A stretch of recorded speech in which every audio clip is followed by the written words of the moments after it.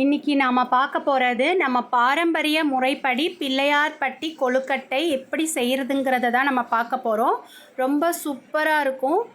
எப்படி செய்கிறதுன்றதை பார்க்கலாம் வாங்க. ஃபஸ்ட்டு இதை செய்கிறதுக்கு நான் ஒரு கப்பளவு பச்சரிசி எடுத்துக்கிறேன், அரை கப்பளவு சிறுபருப்பு எடுத்துக்கிறேன், பாசிப்பருப்பு. ரெண்டுத்தையும் நல்லா ஒரு 3 வாட்டி வாஷ் பண்ணி கொண்டு வந்துடுங்க. நல்லா ஒரு 3 வாட்டி வாஷ் பண்ணிடலாம். இதை நல்லா வாஷ் பண்ணிவிட்டு ஒரு 1 ஹவர்லேருந்து 2 மணி நேரம் கூட, அது நம்ம இஷ்டம். மினிமம் 1 ஹவராவது ஊற வச்சுக்கோங்க.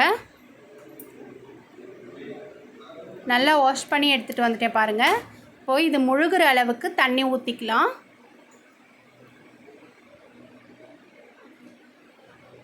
இது அப்படியே ஒரு 1 மணி நேரம் ஊற விட்டுடுங்க. அப்போ தான் நல்லா சாஃப்டாக கொழுக்கட்டை வேகும்.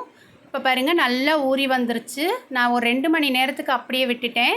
இப்போ தண்ணி ஃபுல்லாக வடிச்சிட்டு இதை ஆற வச்சிடலாம்.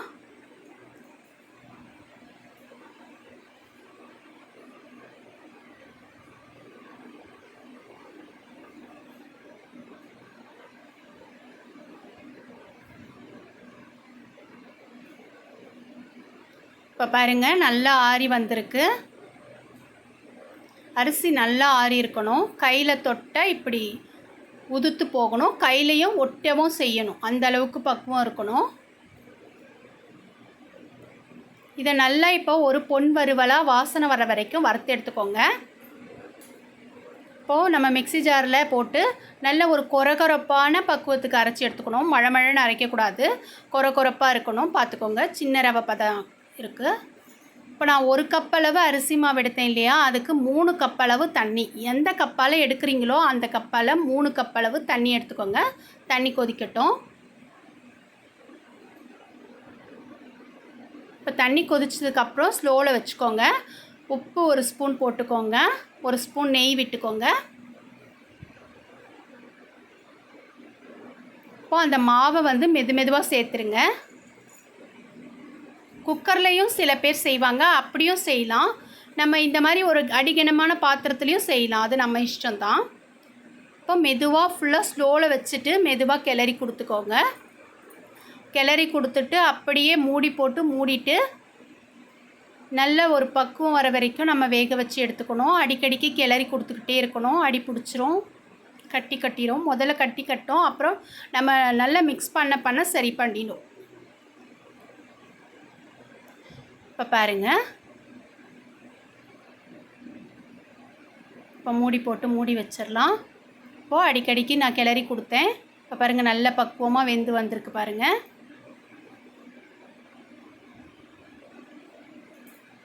இந்த அளவுக்கு நல்ல பக்குவமாக வெந்து வரணும். அடிக்கடிக்கு கொஞ்சம் கிளறி கொடுத்துக்கிட்டே இருக்கணும். கிளறி கொடுத்துட்டு மூடி போட்டு பண்ணணும்.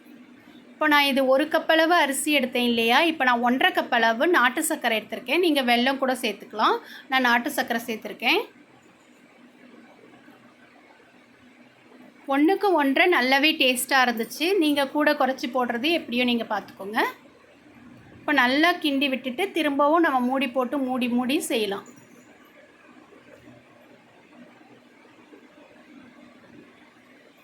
நல்ல ஒரு ஒட்டாத பக்குவம் வரணும், அது வரைக்கும் நம்ம கிளறி கொடுத்துக்கணும். இப்போ நல்ல ஒரு திக்கான பக்குவத்துக்கு வந்துருச்சு பாருங்கள். இப்போ நான் தேங்காய் துருவல் நான் 1 கப் அளவுக்கு தாராளமாக போட்டிருக்கேன்.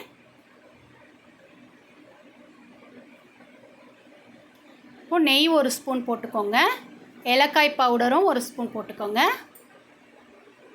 இப்போ போட்டுட்டு மறுபடிக்கும் கிளறி கொடுத்துக்கோங்க.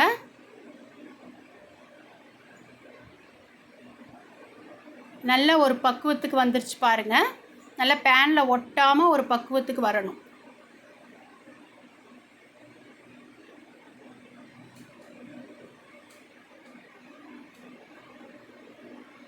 இப்போ பாருங்கள், இன்னும் நல்லாவே திக்காய் வந்துருச்சு. இப்போ நல்லா ஒட்டாமல் பேனில் நல்லா திருப்பி போட்டால் திரும்பி வருது பாருங்கள். இந்த போதும், ஆஃப் பண்ணிடலாம். ஆஃப் பண்ணிவிட்டு நல்லா ஒரு அரை மணி நேரம் ஆற வச்சிடலாம். அப்போ நமக்கு கொழுக்கட்டை பிடிக்கிறதுக்கு ரொம்ப ஈஸியாக இருக்கும். ஆற வச்சதுக்கப்புறம் நல்லாவே திக்காய் வந்துருச்சு பாருங்கள். இந்த மாதிரி தான் உருட்டை வடிவத்தில் பிள்ளையார்பட்டியில் பிடிப்பாங்க. இந்த மாதிரி செய்கிறது தான் நம்ம வழக்கம். இப்படியும் செய்யலாம், இல்லை பார்க்குறதுக்கு அழகாக இருக்கணுன்றதுக்காக நம்ம இந்த மாதிரி கொழுக்கட்டை அச்சிலையும் செஞ்சுக்கலாம். கொழுக்கட்டை அச்சில் லைட்டாக எண்ணெய் தடவிடுங்க. எண்ணெய் தடவிட்டு இந்த மாதிரி மாவை வச்சு திணிச்சிட்டு மூடி வச்சுட்டு நல்லா ப்ரெஸ் பண்ணி கொடுத்துருங்க. நல்லா கைகளால் ப்ரெஸ் பண்ணி கொடுக்கும்போது அந்த ஷேப் அழகாக வரும். நான் சொல்லியிருக்கிற அளவுகளோட கரெக்டாக நீங்கள் ஃபாலோ பண்ணிங்கன்னா சூப்பரான பிள்ளையார்பட்டி கொழுக்கட்டை நல்லா வரும். அதோட டேஸ்ட்டு வேறு லெவலில் இருக்கும். சூப்பராக இருக்கும். பெரிய ப்ராசஸ் மாதிரி தெரியும், ஆனால் செய்யும்போது ஈஸியாக இருக்கும். பார்த்துக்கோங்க. இது அப்படியே ஒரு 10 நிமிஷம் வச்சு எடுத்துகிட்டு வந்துடலாம். இப்போ அதை அப்படியே எடுத்துகிட்டு போயிட்டு ஆவி கட்டி எடுத்துகிட்டு வந்துடலாம். இப்போது இட்லி பாத்திரத்தை வச்சுருக்கேன். அதில் தண்ணி நல்லா கொதிச்சிருக்கு. கொதிச்சதுக்கு அப்புறம் தான் நம்ம இட்லி தட்டு போட்டு வேக வைக்கணும். உங்கள்கிட்ட ஸ்டீமர் இருந்தால் கூட நீங்கள் அதில் செஞ்சுக்கலாம்.